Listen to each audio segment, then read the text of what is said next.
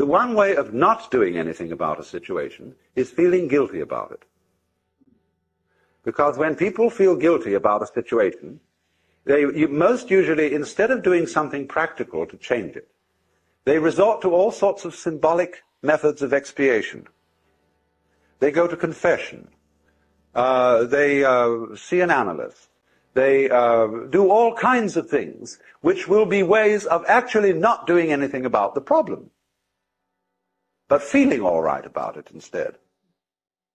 And guilt invariably produces that sort of reaction. It is a destructive emotion. And instead, we need to have a different attitude to our mistakes and to our misdeeds. Walt Whitman always admired animals because they do not lie awake at night and weep for their sins. Our animals are practical in the real sense, as are children who haven't been taught this extraordinary hang-up of guilt. Because if you have done something wrong, you have made a mistake, and somebody makes you ashamed of it and guilty, you run around licking the sores of your wounded ego because you feel your pride has been hurt. The first thing to understand is that it is not a serious failing in a human being to make mistakes. Everybody has to make mistakes. There is no way out of it. You can't learn anything unless you make mistakes. We find, for example, in Japan, the Japanese have a terrible hang-up about making mistakes. They, therefore, never have the courage to practice their English properly. They've had 7 years of English in school, most of it very, very badly taught. And it's irrelevant English. They learn all about Shakespeare and Dickens and Thackeray and Thomas Hardy and so on. And therefore they can't carry on an everyday conversation. It's like the way the English study French. All about pens of gardener's ants and things like that. And but they are ashamed to try out their English unless drunk.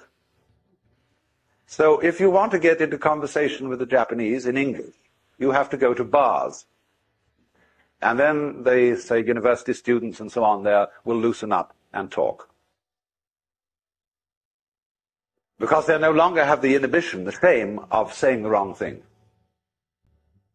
So likewise, I know a very great anthropologist who was taught music, playing the piano in the same way I was.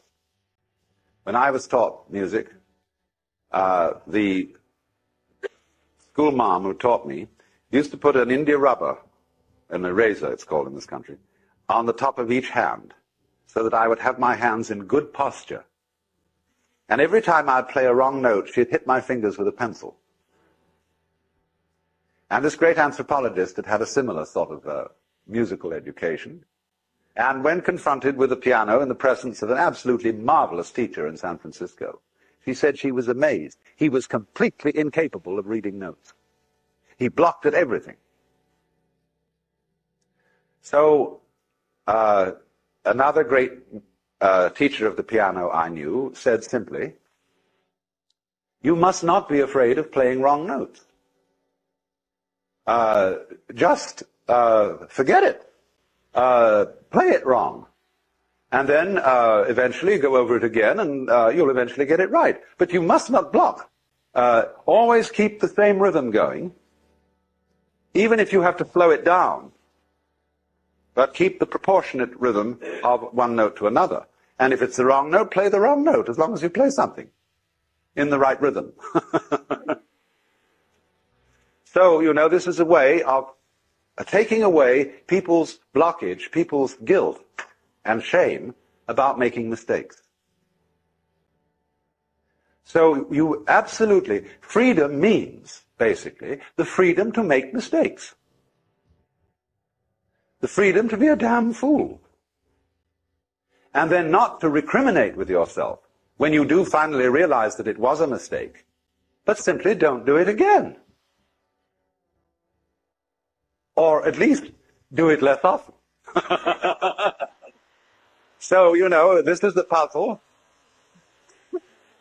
When you go to confession in the Catholic Church, which is an enormous method of inculcating a sense of guilt. Very subtle. One says, of course, that Catholics are on the whole less guilty than Protestants. They're more relaxed. And there's some truth in that, but only some. Protestants, of course, have chronic guilt.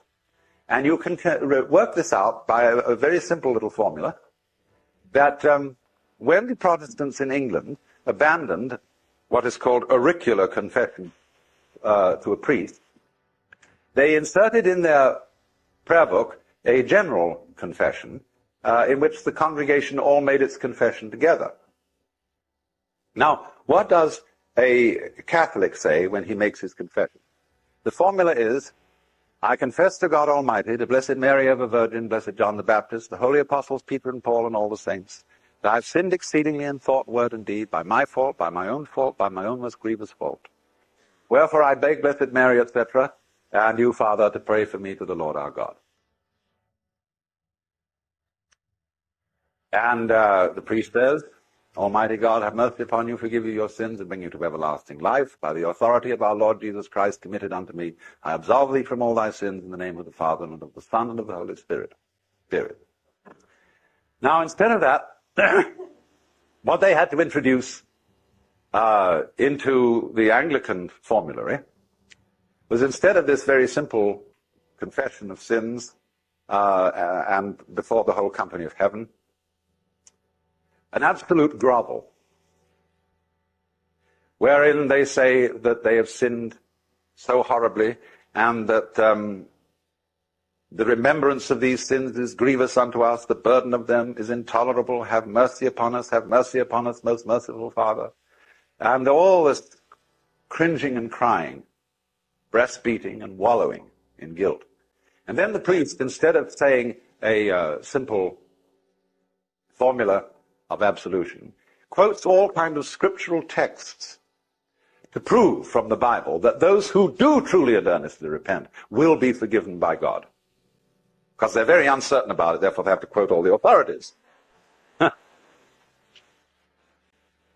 And this absolutely groveling form of confession replaces the old one, because they were a little bit scared about abandoning direct confession of sins to the priest.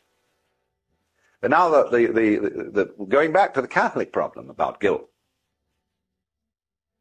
you say, when you have confessed after saying this formula about to all the saints, you confess the specific sins you've committed. And I stole something, committed adultery 3 times, and so on, whatever it was. And then you say at the end, for these and all my sins which I cannot now remember.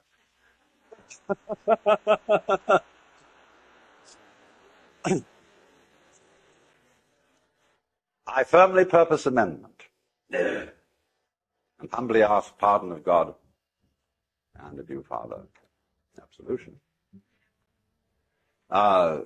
Now, I firmly purpose amendment. That is where the fly in the ointment consists, because the doctrine is that you have made a true confession if at the same time you have a sincere intention of acting differently in the future.